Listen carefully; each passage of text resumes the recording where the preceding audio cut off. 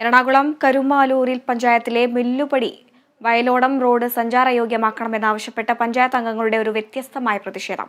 റോഡിലെ ചെളിവെള്ളത്തിൽ കുളിച്ചായിരുന്നു പഞ്ചായത്ത് അംഗങ്ങളുടെ പ്രതിഷേധം.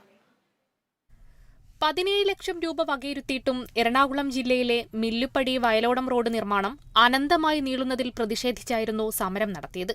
കഴിഞ്ഞ 7 വർഷത്തോളമായി തകർന്നുകിടക്കുന്ന റോഡ് കരാറുകാർ ഏറ്റെടുക്കാത്തതിനെ തുടർന്നായിരുന്നു പ്രതിഷേധം. പഞ്ചായത്ത് അംഗങ്ങളുടെ ആവശ്യപ്രകാരം 1 വർഷം മുന്നേ സ്ഥല MLAയുടെ പ്രാദേശിക വികസന ഫണ്ടിൽ ഉൾപ്പെടുത്തി 17 ലക്ഷം രൂപ നിർമ്മാണത്തിനായി അനുവദിച്ചിരുന്നു. എന്നാൽ ഫണ്ട് വകയിരുത്തി ടെൻഡർ ക്ഷണിച്ചെങ്കിലും നിർമ്മാണം ഏറ്റെടുക്കാൻ കരാറുകാർ തയ്യാറായില്ല. ഇതേ തുടർന്നാണ് കരുമാലൂർ പഞ്ചായത്ത് അംഗങ്ങൾ റോഡിലെ ചെളിവെള്ളത്തിൽ കുളിച്ച് പ്രതിഷേധിച്ചത്.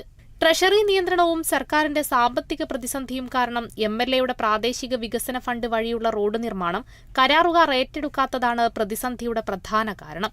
റോഡ് തകർന്നുകിടക്കുന്നതിനാൽ ഇതുവഴിയുള്ള വാഹനയാത്രയും കാൽനടയാത്രയും ഏറെ ദുഷ്കരമാണ്. പലപ്പോഴും ഇരുചക്രവാഹനങ്ങൾ റോഡിലെ കുഴികളിൽ ചാടി നിയന്ത്രണം തെറ്റി മറയുന്നതും പതിവ് സംഭവമാണ്.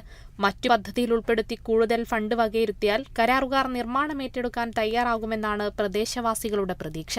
Kerala vision news, Kochi.